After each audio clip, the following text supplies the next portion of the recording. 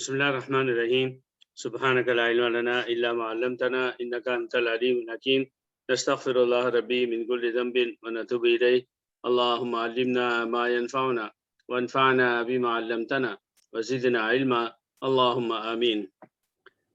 میرے بھائیوں اور بہنوں، نماز کے سلسلے کی جو حدیثیں ہم سن رہے ہیں اس میں جو ہے اب ایک بات یہ تھی کہ جو دعائیں نماز کے بعد پڑھنے کی ہیں جو براہ راست اور ڈائریکٹ نبی کریم صلی اللہ علیہ وسلم سے ہم کو ملی ہیں، تو اس میں ایک تو آپ نے پہلے اوپر حدیث سنی تھی پچھلی ملاقات میں کہ 33 دفعہ 33 ٹائمز سبحان اللہ اور الحمدللہ پڑھنا ہے، اور 33 ٹائمز اللہ اکبر پڑھنا ہے، یا پھر 33 ٹائمز سب پڑھ کے پھر بعد میں لا الہ الا اللہ ایک دفعہ پڑھنا ہے۔ بہرحال اس کے بعد جو ہے دوسری حدیث آج ہم سنیں گے کہ عن ثوبان قال کان رسول اللہ صلی اللہ علیہ وسلم اذا انصرف من صلاته استغفر ثلاثا۔ نبی کریم صلی اللہ علیہ وسلم جب نماز ختم کرتے تو آپ جو ہے پڑھتے تھے استغفر اللہ 3 دفعہ کہتے تھے۔ میں نے آپ سے عرض کیا 3 دفعے نماز کے بعد یار تھوڑا سوچنے کی عادت ڈالنے پلیز۔ سوچئے نماز کس نے پڑھی؟ محمد صلی اللہ علیہ وسلم نے۔ درود شریف پڑھ لیجیے۔ کیا نبی کے نماز پڑھنے سے زیادہ کوئی مکمل نماز کسی اور نے بھی دنیا میں پڑھی ہے؟ آپ کے دور میں، آپ کے بعد؟ ہرگز نہیں۔ سب سے اچھی نماز اگر انسانوں میں پڑھی ہے تو انبیاء نے، اور انبیاء میں سب سے مکمل نماز اگر کسی نے پڑھی ہے تو محمد صلی اللہ علیہ وسلم۔ اب جس انسان نے سب سے اچھی نماز پڑھی وہ نماز ختم کرنے کے بعد اللہ سے یہ بولے اے اللہ مجھے معاف کر دے، اے اللہ مجھے معاف کر دے، اے اللہ مجھے معاف کر دے، 3 دفعہ۔ کس بارے میں اللہ نبی کریم صلی اللہ علیہ وسلم فرما رہے ہیں کہ جیسی نماز ہونی چاہیے تھی اللہ کی شان میں ویسی میں نے نہیں پڑھی۔ اب ایک ٹیکنیکل بات سمجھیے، جتنے انسان ہیں سارے انبیاء ملا کر، نبی ہے اور آخری نبی ہے، مگر اللہ کی ذات اتنی اعلیٰ، اتنی عرفہ، اتنی اونچی ہے کہ کوئی انسان یہاں تک کہ نبی اور انبیاء میں محمد صلی اللہ علیہ وسلم یہ نہیں وہ فرماتے تھے کہ میں نے ایسی نماز پڑھی ہے کہ اللہ تعالیٰ کی شان کے لائق ہے۔ یہ دعویٰ انبیاء نے نہیں کیا اور آخری نبی صلی اللہ علیہ وسلم نے بھی نہیں کیا۔ آپ انسان ہیں، تو اس انسان ہونے کے ناطے نبی صلی اللہ علیہ وسلم جب بھی نماز ختم کرتے تو 3 دفعہ بولتے۔ آئیے پلٹ کر ہماری امت میں کروڑوں کی تعداد ہے کہ جو تو استغفر اللہ بولتی نہیں ہے، نہ سکھایا گیا، اور اگر سکھایا بھی گیا ہے تو نہیں پڑھتے ہیں۔ کچھ اللہ کے بندے ہیں آپ کی طرح، وہ پڑھتے ہیں۔ ہمارا پڑھنا بھی خود ایک استغفر اللہ، ہم پڑھتے ہیں۔ کیسے پڑھتے ہیں؟ ہمارا دل شامل ہی نہیں ہوتا، ہماری زبان سے نکل جاتا وہ بھی استغفر اللہ استغفر اللہ استغفر اللہ، اتنی جلدی۔ ارے یار اللہ سے معافی مانگ رہے ہو، ذرا سا زیادہ ٹائم دو نا۔ استغفر اللہ استغفر اللہ استغفر اللہ، اور دل کی چبھن کے ساتھ، دل کی چبھن کے ساتھ، یہ چبھن غائب ہے، رہ گئی رسم ادا، روح بلالی نہ رہی، فلسفہ رہ گیا، روح غزالی نہ رہی۔ یہ ہمارے علامہ اقبال نے انور بھائی کے کیا بولیں گے جگہ کے جو ہے اللہ نے جو بھیجا دنیا میں، تو یہ بات ہے کہ چبھن نہیں رہی۔ اگر ہوتی ہے نا، ایک دن کا جائزہ لیجیے، ایک دن کہ آپ نے فجر ظہر عصر مغرب عشاء 5 دفعے میں نماز کے بعد آپ نے استغفر اللہ کہا، اگر وہ چبھن فجر میں تھی نا وہ ظہر میں غائب ہو جائے گی، اگر ظہر میں تھی تو عصر میں نہیں آئے گی۔ یعنی ایک دن میں دین کا درد رکھنے والے، علم رکھنے والے، دین کے مطابق زندگی گزارنے والوں کا یہ حال ہے کہ وہ صرف جو ہے طوطے کی طرح ہم بن گئے ہیں، اور ہم جلدی بولتے ہیں، نماز جلدی پڑھتے ہیں، ذکر جلدی کرتے ہیں، دین کا کام جلدی ایز شارٹ ایز پاسبل۔ یہیں آ کر میں پریشان ہو جاتا ہوں کہ اللہ میں کیسے اپنے آپ کو ڈیولپ کروں، 60-70 سال کا ہونے آ رہا ہوں میں وہی ہوں جو پیدا ہونے کے وقت تھا. نہ سمجھ تھی نہ اب ہے، نہ اس وقت دل سے نماز ہوتی تھی نہ اب ہے، نہ ذکر پہلے ویسا ہوتا تھا نہ اب ہے، اور اگر ہوتا ہے تو منٹوں میں سیکنڈوں میں دھیان آتا ہے اور منٹوں تک غائب ہو جاتا. تو میں کہہ رہا ہوں کہ ان دعاؤں کو جب آپ پڑھیے تو میں نے بار بار عرض کیا کہ ان دعاؤں کے بھی مطلب کو ذہن میں رکھیے. سب سے پہلے اس کا مطلب سمجھ لیجئے جس زبان میں ممکن ہے. پھر جب یہ الفاظ زبان سے ادا ہوں تو دماغ میں کھلبلی مچی ہوئی ہو، یہ الفاظ، اس کا ترجمہ، اس کے معنی، اور اس کے اندر غور و خوض اور دل کے درد، دل کی چبھن کے ساتھ میں یہ الفاظ ہم پڑھیں. یقین مانیے ایک دفعہ ایسا ذکر زندگی بدل دے گا، ایک دفعہ ایسی نماز زندگی بدل دے گی. تو یہ کہ نبی کریم صلی اللہ علیہ وسلم 3 دفعے فرماتے تھے استغفر اللہ استغفر اللہ استغفر اللہ. ہم بھی ایسے ہی کرنے کی کوشش کریں، اللہ تعالیٰ توفیق دے. اور اس کے بعد دعا فرماتے تھے اللہم انت السلام ومنک السلام تبارکت یا ذا الجلال والاکرام. اور ایک روایت میں ہے کہ فرماتے تھے یا ذا الجلال والاکرام، اے اللہ انت السلام، اے اللہ تو ہی سلام ہے. اللہ کے ناموں میں سے ایک نام ہو گیا السلام. السلام، یہ بیچارہ لفظ السلام جو سلام علیکم میں آیا، انڈیا پاکستان بنگلہ دیش میں میم اڑ گیا اور وہ واو بن گیا، السلام علیکم السلام علیکم. اور میں دیکھ رہا ہوں آج کل جو ہے وہ مختلف قسم کے جو دعائیہ جملے نکل آئے ہیں جن کو لوگ بڑے شوق سے ایک دوسرے کو ٹرانسفر کرتے ہیں. تو اس میں اوپر کیا لکھا ہوتا ہے؟ سب سے پہلے سلام لکھا ہوتا ہے. وہ سلام کیسے لکھا ہوا ہوتا ہے؟ آپ نے ضرور غور کیا ہوگا. اوپر لکھا ہوتا ہے اسلام علیکم. السلام علیکم عربی نہیں آتی، تو اب وہ الف اور لام لکھنے کی جگہ آپ پڑھیے، وہ پڑھنے والے لکھنے والے جیسے ہیں وہ پڑھنے والے بھی ویسے ہی ہیں. اس کو اسلام علیکم نہیں پڑھتے، وہ پڑھتے السلام علیکم. ارے بھائی السلام علیکم میں السلام کی اسپیلنگ غلط ہے، الف لام سین لام الف میم، یہ ہوا السلام. لیکن جب آپ لکھیں گے الف سین لام الف میم، ابھی کیا ہوا؟ اسلام، اسلام علیکم. تو السلام اللہ کے ناموں میں سے ایک نام، مقدس نام. اب اس کا ترجمہ بہت سادہ ہے، سلامتی.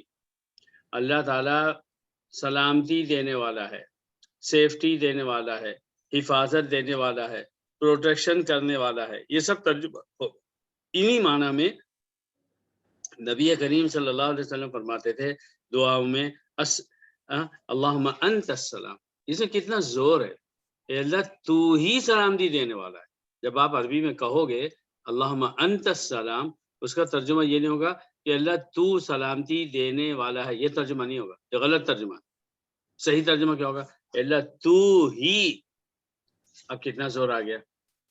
اور جب دعا پڑھی جائے گی اور نماز کے بعد، اور استغفر اللہ بھی زبان سے نکلا اور چبھن کے ساتھ نکلا، تڑپ کے ساتھ نکلا، دل کی گہرائی سے نکلا، اللہ کی محبت میں نکلا، اللہ کے خوف سے نکلا، اور پھر آپ نے کہا اللہم انت السلام.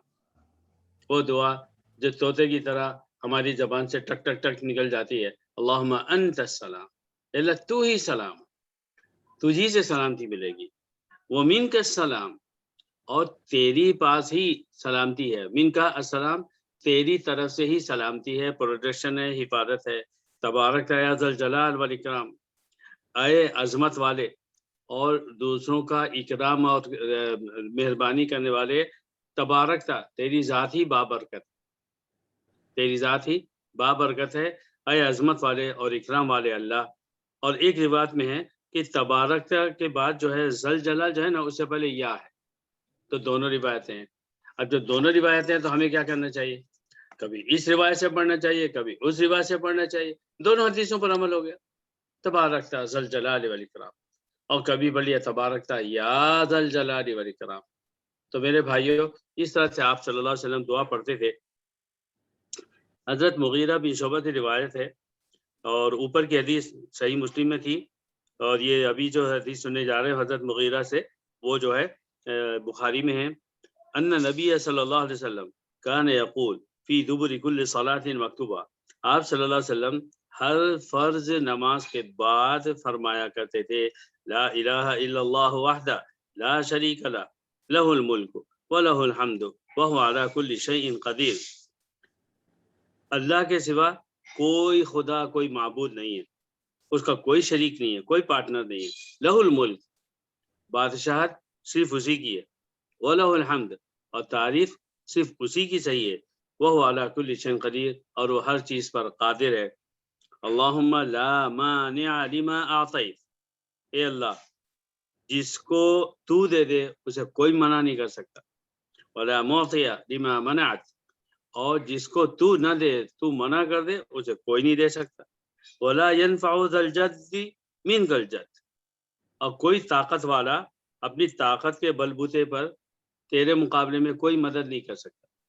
تو یہ جو آخری ٹکڑا ہے ولا ينفع ذا الجد منک الجد، کہ کسی مالدار کو اس کا پیسہ تیرے مقابلے میں فائدہ نہیں پہنچائے گا، یا ترجمہ ہوگا کوئی طاقت والا تیری طاقت کے مقابلے میں اپنی طاقت سے کوئی فائدہ نہیں اٹھا سکے گا، وغیرہ وغیرہ جو بھی آپ فرما دیں۔ تو یہ جو ہے آپ صلی اللہ علیہ وسلم ہر فرض نماز کے بعد پڑھتے تھے۔ ہم بھی کوشش کریں کہ ہر فرض نماز کے بعد یہ دعا پڑھیں، اور پھر میں نے عرض کیا نا، زبان سے پڑھنا بند کر دیں، زبان اور دل دونوں جمع ہو جائے، ہر دعا کا ترجمہ ہمارے دماغ میں طوفان مچائے، اور زبان سے پھر وہ الفاظ نکلے، وہ دیکھیں وہ دعا تیر کی طرح اللہ کے پاس جائے گی انشاءاللہ۔ ایک اور حدیث سنیے، ان علی رضی اللہ عنہ قال سمعت رسول اللہ صلی اللہ علیہ وسلم علی اعواد هذا المنبر یقول، حضرت علی فرماتے ہیں کہ میں نے نبی کریم صلی اللہ علیہ وسلم سے اسی منبر کی سیڑھیوں پر سنا ہے کہ آپ فرماتے تھے من قرأ آیت الکرسی فی دبر کل صلاۃ لم یمنعہ من دخول الجنہ الا الموت، جو شخص بھی ہر نماز کے بعد آیت الکرسی پڑھے گا اس کو جنت میں جانے سے کوئی چیز نہیں روک سکتی سوائے موت کے۔ اور مجھے یاد آیا، یہاں تک کہ میں نے عرض کیا تھا اور میں نے یہ بھی کہا تھا، حدیث 100% چاہیے، نماز کے بعد آیت الکرسی کا پڑھنا، پابندی سے پڑھنا جنت میں لے جائے گا۔ سوال یہ ہے کس پڑھنے کی بات ہمارے نبی نے کہی ہے؟ ایک بچہ جس کو نہیں سمجھتا وہ آیت الکرسی پڑھے، مولانا صاحب بھی آیت الکرسی پڑھے، نہ بچہ سمجھے نہ مولانا۔ جو لوگ دیندار ہیں اور ماشاءاللہ دیندار ہیں، سچے دیندار ہیں، مگر اس بارے میں غفلت ہے، دعائیں پڑھتے ہیں زبان سے پڑھتے ہیں، دماغ میں دنیا کا پروگرام بن رہا ہے، زبان پہ ربنا آتینا فی الدنیا حسنہ چل رہا ہے، دماغ میں جو ہے مختلف گھریلو باتیں، کاروبار کی باتیں، دوستوں کی باتیں وہ یاد آ رہی ہیں، اور اس کے ساتھ ساتھ زبان پہ جو ہے تو یہ آپ جو ہے آیت الکرسی بھی پڑھ رہے ہو۔ اب کیا اس غفلت کی پڑھی جانے والی دعا کو اللہ قبول کرے؟ غفلت سے پڑھی جانے والی دعا اللہ تعالیٰ قبول کر کے جنت دے دے۔ نماز کے بعد آیت الکرسی پابندی سے پڑھی، اور نماز کے بعد جیسے باہر نکلے تو کبھی نظر بہکی تو کبھی زبان بہکی، کبھی کانوں نے کچھ سن لیا، کبھی عمل کوئی اللہ کے مرضی کے خلاف ہو گیا۔ تو اگر یہ دعا قبول ہوگی تو وہ ساری غلطیاں جو چھوٹی بڑی ہو رہی ہیں اس کا بھی تو حساب دینا ہے۔ من یعمل مثقال ذرۃ خیرا یرہ، جو رائی برابر بھی اچھا کام کرے گا وہ اس کا انجام دیکھ لے گا۔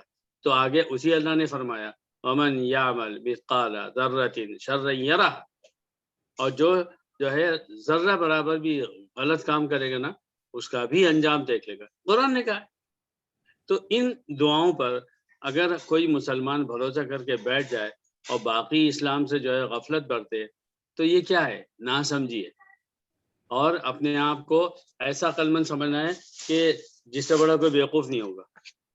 وہ فارسی میں ایک شعر ہے، آنکس کے نہ دانت، کسی شخص کو اگر ایک بات نہیں معلوم ہے، وہ بھی دانت کہ او دانت، مگر وہ یہ سمجھتا ہے مجھے یہ بات معلوم ہے۔ کسی شخص کو ایک بات نہیں معلوم مگر اسے یہ غلط فہمی ہے کہ اسے یہ بات معلوم ہے، وہ سمجھ رہا ہے۔ تو شاعر نے کہا ہے کہ آنکس کے ندانت و بدانت کے ادانت در جہل مرکب است، وہ جو ہے بڑی ہی گہری گمراہی میں پڑا ہوا ہے، ابد الدہر بھی مانت، اور قیامت تک پڑا رہے گا۔ تو یہ چیز ہو گئی بات۔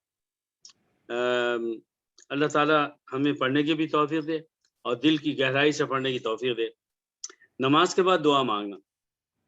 عن ابی امامۃ رضی اللہ عنہ قال. اب تک تو بات ہو رہی تھی اوپر ذکر کی کہ نماز کے فوراً بعد آپ کو کیا کیا دعائیں پڑھنی چاہیے.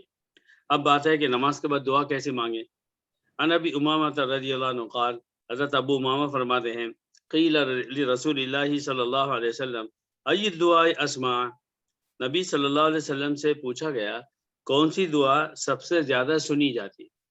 کون سی دعا سب سے زیادہ سنی جاتی ہے. قال. آپ نے فرمایا جوف اللیل الاخر. رات کا آخری حصہ. رات کا آخری حصہ تہجد کا حصہ. فجر کی اذان سے کچھ پہلے اٹھنے کا. وہ کچھ 1 گھنٹہ پہلے بھی ہو سکتا ہے, آدھا گھنٹہ بھی ہو سکتا ہے, 10 منٹ بھی ہو سکتے ہیں کہ آپ اٹھیں اور وضو وغیرہ کر کے 2 رکعت اللہ کے سامنے پڑھ لیں. کم سے کم 2 رکعت. اب میں عرض کروں کہ وہ 2 رکعت 15 منٹ میں بھی ختم ہو سکتے ہیں اور 2 منٹ میں بھی ختم ہو سکتے ہیں. اب یہ اپنے اوپر ہے کہ ہم اپنے کھانے میں گھی کتنا ڈالنا چاہتے ہیں. جتنا زیادہ گھی ڈالیں گے تو کھانا اتنا ہی مزیدار ہوگا, اور جتنی زیادہ شکر ڈالیں گے کھانا اتنا ہی میٹھا ہوگا. اور میرے بھائیوں, نماز میں جتنا زیادہ ٹائم لگائیں گے نماز اتنی اچھی بنے گی. مگر پھر وہی بات کہ زبان سے الفاظ نہ ادا ہوں, اس کا ترجمہ دماغ میں ہو اور ترجمہ دل میں اور دماغ میں دھوم مچائے, اور زبان سے جو ہے الفاظ ادا ہوں اور آنکھ جو ہے اپنا کام کرے. کیا شیریں نماز ہوگی وہ دعا کیا ہوگی میٹھی میٹھی, کیا اللہ کو خوش کرنے والی ہوگی. اللہ تعالیٰ ہم کو ایسی نماز عطا فرمائے. تو آپ نے فرمایا کہ جوف اللیل الاخر, رات کے آخری حصے میں جو دعا مانگی جاتی ہے وہ زیادہ قبول ہوتی ہے. ودبر الصلوات المکتوبات, اور جو فرض نمازیں ہیں نا اس کے بعد جو دعا پڑھی جاتی ہے نا وہ قبول ہوتی ہے. اب اگر ہم یہ سمجھیں کہ چونکہ 5 وقت نماز پڑھ رہے ہیں نا, گھر کی مرغی دال برابر ہے, اور 5 وقت دعا کر رہے ہیں تو وہ ذہن سے بات نکل جاتی. ایسا ہو جاتا کہ فرض نمازوں کے بعد جو دعا مانگ رہے ہیں وہ تو کامن دعائیں ہیں, لیکن اگر 2 رکعت صلاۃ الحاجہ پڑھیں گے اور پھر دعا مانگیں گے تب دعا قبول ہوگی. بلا شبہ جیسی نیت ہوگی اللہ کا سلوک بھی ویسا ہی ہوگا. نماز کے بعد کی دعاؤں کو اصل دعا سمجھیں, کیونکہ نبی نے فرما دیا ہے تو یہ اصل چیز ہوگی. اب 2 رکعت صلاۃ الحاجہ کا پڑھنا, 2 رکعت صلاۃ التوبہ پڑھنا, کتنی ہی اچھی پڑھنا, اور اس کے بعد کا دعا مانگنا, یہ اپنا ذاتی عمل ہوا, شریعت میں جائز ہے. مگر اگر آپ کہیں گے, یہ پوچھیں گے وہ کون سی دعا ہے جو زیادہ قبول ہونے کا امکان ہے, صلاۃ الحاجہ پڑھنے کے بعد یا فرض نمازوں کے بعد. تو میرے بھائیوں اور میری بہنوں, اگر حدیث میں کہا گیا ہے تو یہ کہ فرض نمازوں کے بعد جو دعا ہے نا وہ جلدی قبول ہوگی اس دعا کے مقابلے میں جو صلاۃ الحاجہ کے بعد پڑھی جائے گی.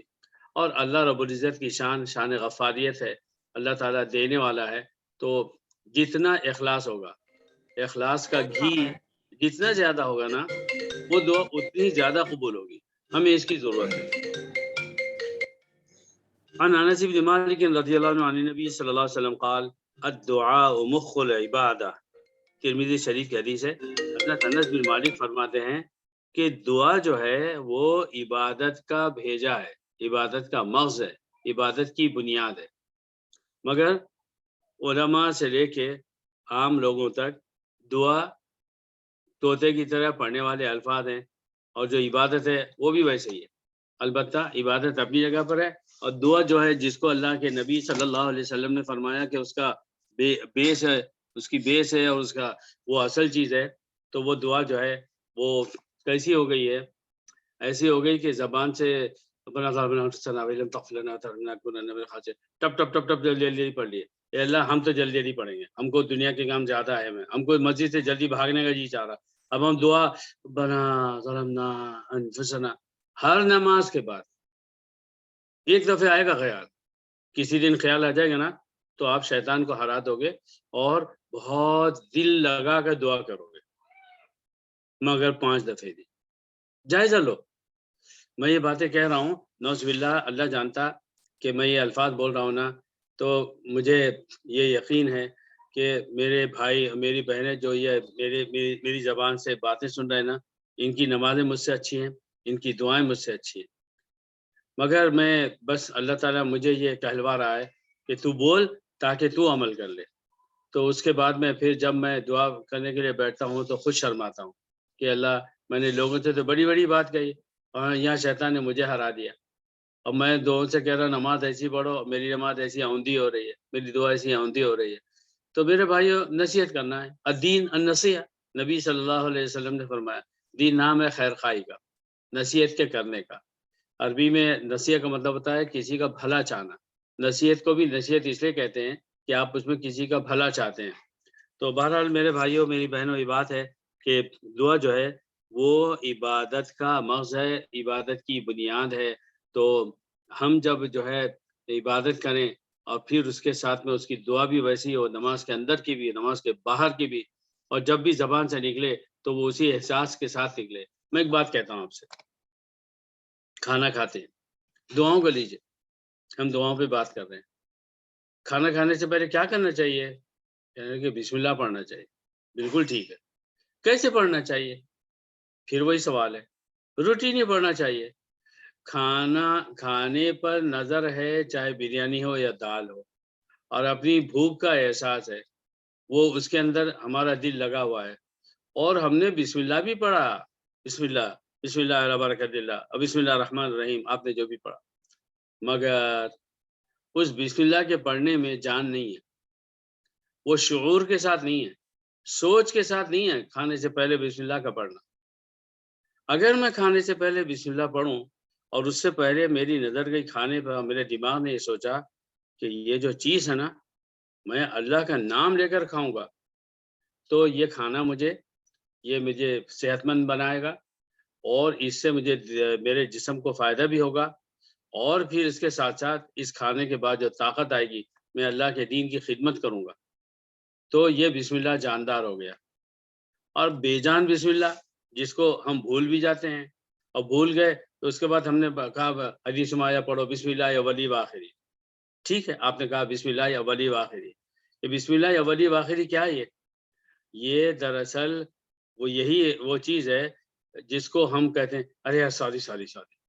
تو جب سوری بولتے ہیں نا آپ سچ مچ دل کی گہرائی سے بولتے ہیں، لیکن جب بسم اللہ اولی و آخری پڑھتے ہیں ایک دعا پڑھ رہے ہیں، جیسے آپ کو اس کا حق تھا، مجھے اس کا حق تھا کہ میں کھانے سے پہلے بسم اللہ بھول جاؤں، پھر جب یاد آیا تو میں نے پڑھ لیا۔ ارے بے شرمی کی بات ہے، تیری ہمت کیسے ہوئی؟ تو بندہ ہے، تیری ہمت کیسے ہو رہی کہ تو کھانے سے پہلے بسم اللہ بھول جائے؟ تو جب یاد آیا اور جب زبان سے نکلا بسم اللہ اولی و آخری، اللہ کا نام شروع میں بھی اور بعد میں اخیر میں بھی، تو یہ ہم اللہ سے معافی مانگ رہے ہیں، اللہ میں بھول گیا تھا مجھے معاف کر دے۔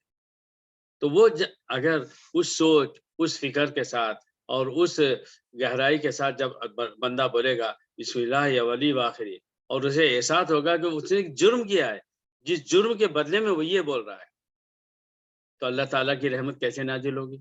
وہ کھانا دال ہوگا مگر وہ بریانی کا فائدہ پہنچائے گا اور طاقت دے گا، اور حلال کھانے کی توفیق ہوگی، پھر حلال کاموں کی توفیق ہوگی، پھر حرام سے بچنا آسان ہو جائے گا، اور اس کے بعد میں زبان سے ایک دفعہ بعد دعا کرو اللہ قبول کرے گا۔ آپ کسی دعا کو لے لیجئے، چلو کھانے کے بعد کی دعا پڑھ لیجیے، الحمدللہ الذی اطعمنا وسقانا وجعلنا من المسلمین، اے اللہ تیرا شکر ہے کہ تو نے ہمیں کھلایا اور تو نے ہمیں پلایا اور ہمیں مسلمان بنایا۔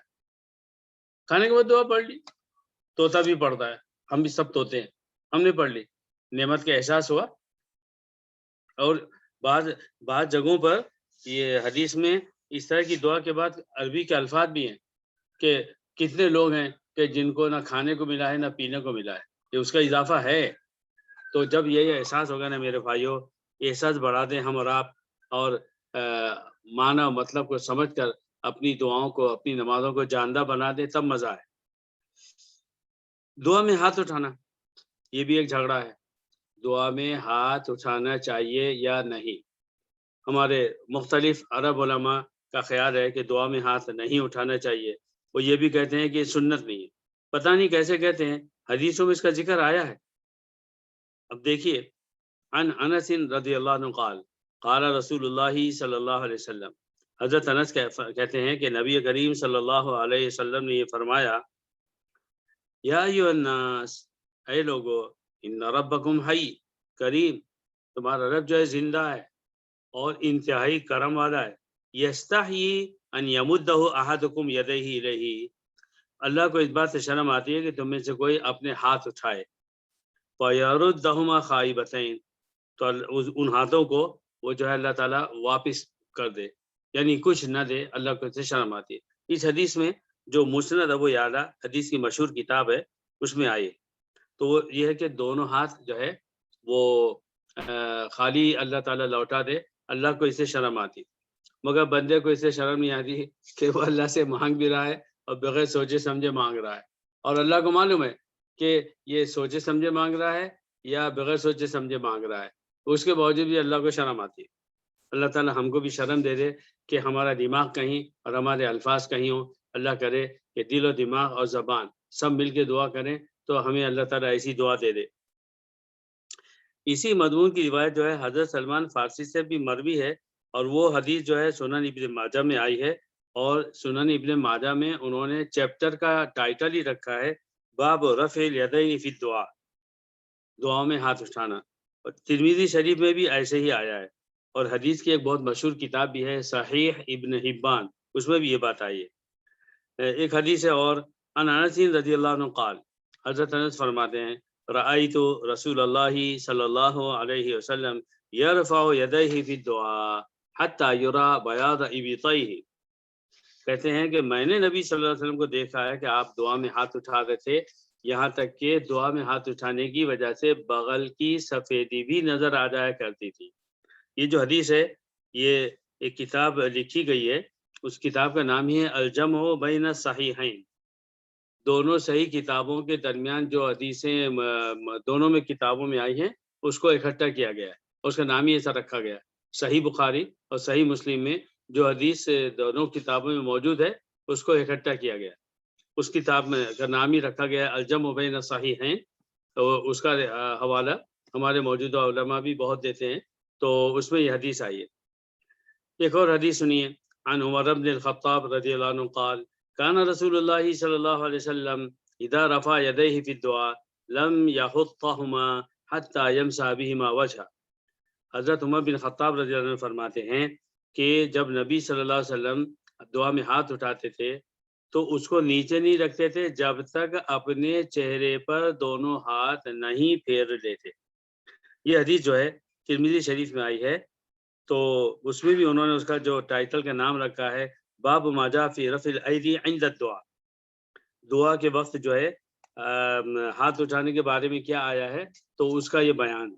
تو ان حدیثوں سے معلوم ہوتا کہ دعا بھی مانگنی ہے، ہاتھ بھی اٹھانا ہے، اور نبی صلی اللہ علیہ وسلم کی سنت کے مطابق ہم اپنے چہرے پر بھی ہاتھ پھیر سکتے ہیں، بلکہ پھیرنا چاہیے. ایک اور حدیث اس بارے میں سنیے عن السائب بن یزید عن ابیہ ان نبی صلی اللہ علیہ وسلم کان اذا دعا فرفع یدیہ مسح وجهه بیدیہ. حضرت صائب بن یزید اپنے والد سے، اور وہ نبی صلی اللہ علیہ وسلم سے ذکر کرتے ہیں کہ آپ صلی اللہ علیہ وسلم جب بھی دعا کرتے تو ہاتھ اٹھاتے اور پھر اس کے بعد اپنے چہرے پر پھیر لیتے. تو یہ ان حدیثوں سے یہ معلوم ہوتا ہے کہ نبی کریم صلی اللہ علیہ وسلم نے دعا کیسے مانگی، اور ہاتھ اٹھایا آپ نے، چہرے پر پھیرا. عن الفضل ابن عباس رضی اللہ عنہ قال، حضرت فضل ابن عباس فرماتے ہیں قال رسول اللہ صلی اللہ علیہ وسلم، آپ صلی اللہ علیہ وسلم نے فرمایا الصلاۃ مثنی مثنی، نماز دو دو رکعت کر کے پڑھی جائے، تشہد فی کل رکعتین، جس میں ہر دو رکعت میں آپ تشہد پورا پڑھو گے، وتخشع، اور خشوع کے ساتھ پڑھو گے، وتضرع وتخشع وتضرع وتمسکن، آپ جو ہے اس کے اندر کیا کریں گے کہ عاجزی ہوگی، انکساری ہوگی، مسکینی ہوگی. یعنی ایک آدمی جب اللہ سے مانگے اکڑ کر نہ مانگے، اور اکڑ کر مانگنے کا مطلب کوئی اللہ سے اکڑ کر نہیں مانگتا، مگر اکڑنا کس کو بولیں گے؟ زبان ایک طرف ہے اور دماغ ایک طرف ہے، اسی کو اکڑ بولیں گے. جیسے آپ سے کوئی شخص بات کر رہا ہے، وہ ہر طرف دیکھ رہا ہے، آپ سے بات کر رہا ہے، آپ کی طرف نہیں دیکھ رہا ہے، آپ کو برا لگے گا، ارے بھائی مجھ سے بات کر رہے ہو نا، میری طرف دیکھو نا. وہ تقنع یدیک، اور جو ہے اپنے دونوں ہاتھوں کو یقول ترفعہما الی ربک، کہہ رہے ہیں کہ آپ وہ کیا کریں کہ دونوں ہاتھوں کو قبلے کی طرف اٹھائیں، ببطونہا، اس کے ہاتھوں کا جو باٹم ہے یعنی جو سفید حصہ ہے اس کو بطون بطن کہتے ہیں، اور جو اوپر کا حصہ ہے تو اسے جو ہے وہ بطن نہیں کہتے، ظاہر الید کہتے ہیں۔ مستقبلاً ببطون کا وجہ کا، اور دونوں ہاتھوں کے باٹم سے اٹھا کے آپ جو ہے اپنے ہاتھوں کی گہرائی کو اپنی طرف رکھیں، وتقول، اور پھر دعا کریں، یا ربی یا ربی، اے اللہ اے اللہ، ومن یفعل ذلک فہو کذا وکذا، اور جو ایسا کہ الحمدللہ، اور جو ایسا کرے گا تو وہ ایسا ہے اور ایسا ہے۔ یہ حدیث ترمذی شریف میں آئی ہے، اور اس کا چیپٹر کا انہوں نے نام ہی رکھا ہے باب ما جاء فی التخشع فی الصلاۃ، نماز میں خشوع کیسا ہوگا اس کا ذکر، سوری دعا میں جو ہاں نماز میں کیسا ذکر ہوگا اس کا ذکر ہے۔ ایک اور حدیث سنی، عن ابی ہریرہ رضی اللہ عنہ ان رسول اللہ صلی اللہ علیہ وسلم رفع یدیہ بعد ما سلم، حضرت ابو ہریرہ فرماتے ہیں کہ نبی کریم صلی اللہ علیہ وسلم نے جب سلام پھیرا تو ہاتھ اٹھایا، وہ مستقبل القبلہ، اور قبلے کی طرف آپ کا چہرہ تھا، فقال اللہم خلص الولید ابن الولید، یہ ولید بن ولید جو ایک بہت ہی وہ تھا کافر مکے کا، اور بڑا دشمن بنا ہوا تھا، بڑا زہریلا آدمی تھا، تو آپ نے اس کو بد دعا دی، اے اللہ ولید بن ولید کو سے ہم کو نجات عطا فرما۔ ان محمد بن ابی یحییٰ قال، حضرت محمد بن ابو یحییٰ کہتے ہیں، رأیت عبداللہ بن زبیر رضی اللہ عنہ، انہوں نے حضرت عبداللہ بن زبیر کو دیکھا جو حضرت عائشہ کے بھانجے تھے اور صحابی تھے ڈیفینیٹلی، رأى رجلا، انہوں نے ایک شخص کو دیکھا، رافعا یدیہ، وہ شخص ہاتھ اٹھائے ہوئے ہے، اور یدعو قبل ان یفرغ من صلاتی، اور دعا مانگ رہا ہے اپنی نماز ختم کرنے سے پہلے، یعنی نماز میں ہے، ابھی نماز ختم نہیں ہوئی اور نماز میں اس نے ہاتھ اٹھا دیے، جیسے ہم دونوں درود شریف کے پڑھنے کے بعد جو بھی دعا پڑھتے ہیں اسے ویسے ہاتھ اٹھا لیا، دعا مانگنا شروع کی، فلما فرغ منها، جب وہ آدمی اس اپنی دعا سے فارغ ہو گیا تو حضرت عبداللہ بن زبیر نے اسے کہا، ان رسول اللہ صلی اللہ علیہ وسلم لم یکن یرفع یدیہ حتی یفرغ من صلاتی، دیکھو بھائی، نبی صلی اللہ علیہ وسلم اپنے ہاتھ اس وقت تک نہیں اٹھاتے تھے جب تک کہ آپ نماز سے فارغ نہ ہو جائیں۔ تو یہ ساری دعائیں میرے بھائیوں، یہ سارے الفاظ ہیں۔ ابھی ایک بات میرے ذہن میں پھر آئی ہے، ہم سنڈے کے دن 2 4 5 جتنی بھی حدیثیں سنتے ہیں، اگر ابھی مجھ سے کہا جائے، آپ سے کہا جائے کہ ابھی جتنی حدیثیں پڑھی گئیں آپ اس کو دوبارہ سناؤ، تو ہم میں سے کتنے ہیں جن کو یہ حدیثیں یاد ہیں؟ شاید 2 حدیثیں یاد ہو جائیں گی، شاید 3 یاد ہو جائیں گی، اور ہو سکتا ہے کہ کچھ حدیثیں ہمیں نہ یاد آئیں۔ تو اب ہم کیا کریں؟ آسان طریقہ یہ ہے کہ ہر دفعے ہم میں سے ہر شخص ایک چھوٹی سی نوٹ بک اور پین ساتھ میں رکھے، اور اس کو جو حدیث سنتا جائے وہ اردو شارٹ ہینڈ میں لکھے۔ اب اردو کا شارٹ ہینڈ کیا ہوتا ہے، ہر ایک کا اپنا ہوگا۔ آپ کو معلوم ہے کہ نبی صلی اللہ علیہ وسلم نے فرمایا، تو آپ ہر دفعے یہ ریپیٹ نہ کریں حضرت محمد صلی اللہ علیہ وسلم نے یہ فرمایا، یا صحابی کا نام نہ لکھیں۔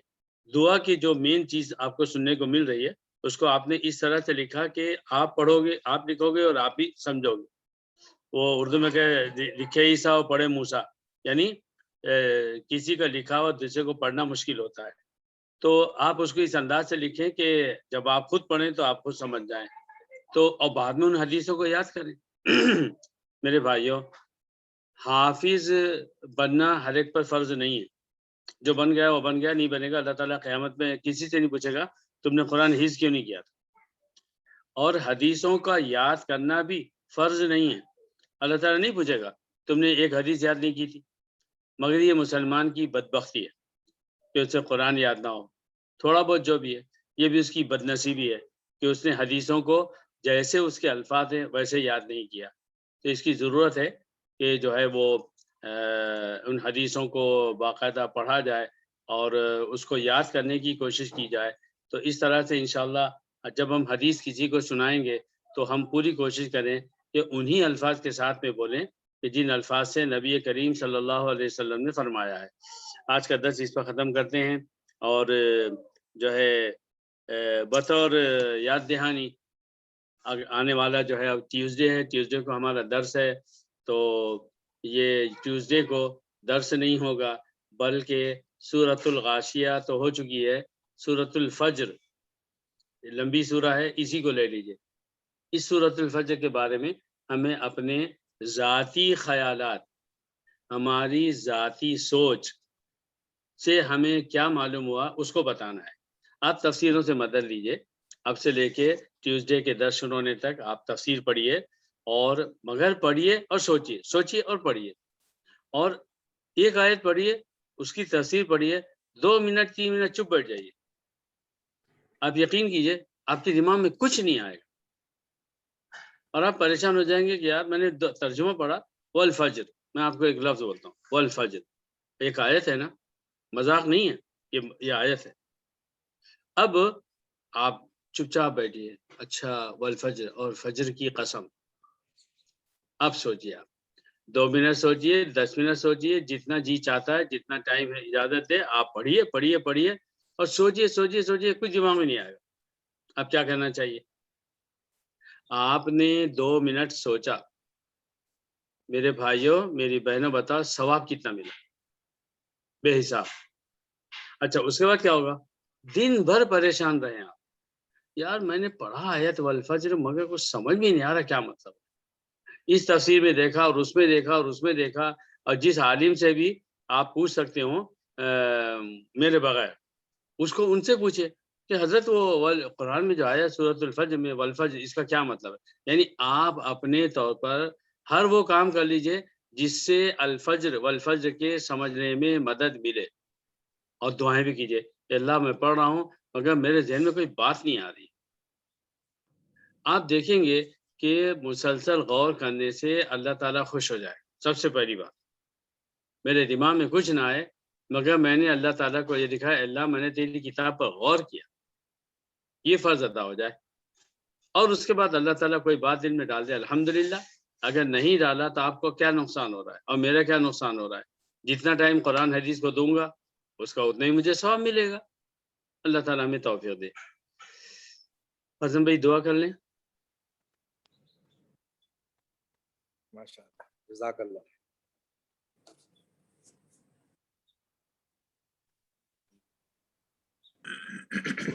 اعظم بھائی ظفر بھائی بالکل میں میوٹ تھا، میں ابھی صحیح کرا، بسم اللہ دعا کریں۔ جی ہلو جی یہاں پر انڈیا میں تو ہاں خواتین پہ بھی اعتراض کرتے ہیں، اور آپ نے فرمایا کہ حضور اکرم صلی اللہ علیہ وسلم ایک منٹ ایسا کرتے ہیں، دعا ہو جانے دیجئے کیونکہ ریکارڈنگ چل رہی ہے، میں ریکارڈنگ بعد میں بند کر دوں گا تو پھر سوالات کرنا۔ ٹھیک ہے اللہم یا خالقنا یا رازقنا یا مالکنا انت رب السماوات والارض وما بینہما وانت رب العالمین، انت رب كل شيء خلقته وسويته وهديته ولك الحمد ولك الشكر يا رب العالمين۔ اللهم اننا نشكرك ولا نكفرك ونخلع ونترك من يفجرك، اللهم اياك نعبد ولك نصلي ونستحي منك يا رب العالمين، اللهم يا ربنا اغفر لنا ذنوبنا جميعا يا اكرم الاكرمين، اللهم صل على محمد وعلى آل محمد كلما ذكره الذاكرون وكلما غفل عن ذکر الغافلون۔ اے اللہ بچپن سے نماز پڑھ رہے ہیں، نماز پڑھنا نہیں آیا، ذکر کرنا نہیں آیا، اے اللہ دل اور دماغ کہیں ہوتے ہیں اور زبان پر نماز کے مبارک کلمات ہوتے ہیں، اے اللہ دعا مانگتے ہیں، اے اللہ تب تجھ سے کہتے ہیں استغفر اللہ، اس وقت تک بھی اے اللہ ہمارا دماغ ساتھ میں نہیں ہوتا، ہمارے جرم عظیم کو معاف فرما، ہمیں ایسا استغفار کرنے کی توفیق عطا فرما جس میں ہمارا دل و دماغ شامل ہو، اور ہمیں اپنی حالت پر افسوس ہو، آنکھ میں آنسو ہو اور دل تڑپ رہا ہو کہ اپنے رب سے کیسے معافی مانگے، بار بار گناہ کرتے ہیں اور بار بار معافی مانگتے ہیں، ہمیں اے اللہ ایسا دل، ایسی دعا، ایسی تمنا عطا فرما۔ اے اللہ ہر دعا کو دل کی گہرائی کے ساتھ اور ہر نماز کو دل کی گہرائی کے ساتھ پڑھنا آسان فرما، ایسا سجدہ عطا فرما جس میں اے اللہ تیرے سامنے سجدہ کرنے کا احساس ہو، ایسا رکوع عطا فرما جس میں تیرے سامنے جھکنے کا احساس ہو۔ اے اللہ جب تیرا ذکر کریں اور کہیں سبحان اللہ اور کہیں الحمدللہ اور کہیں اللہ اکبر، تو اے اللہ اس کے معنی پر غور کرتے ہوئے اے اللہ ایسا ذکر کرنا آسان فرما۔ اے رب العالمین جو غفلت ہم سے ہو چکی اسے معاف فرما، اور ہماری جو زندگی باقی ہے اس میں اس غفلت سے ہماری حفاظت فرما. اے اللہ دعاؤں کے کرنے کے ساتھ ساتھ وہ ایسا عمل بھی عطا فرما. اے رب العالمین ایسا نہ ہو کہ دعا تو ہم نے بہت اچھی مانگی اور عمل اس کے بالکل خلاف کیا اور کہیں نہ کہیں دن بھر ٹھوکر کھائی اور پھر تجھ سے مغفرت بھی مانگ لی. اے اللہ ایسی حالت سے ہماری اور ہماری نسلوں کی حفاظت فرما. اے اللہ ہمارا عمل بھی ویسا ہو جیسے ہماری دعا ہو اور ہماری دعا بھی ویسے ہی ہو جیسے کہ ہمارا عمل ہو.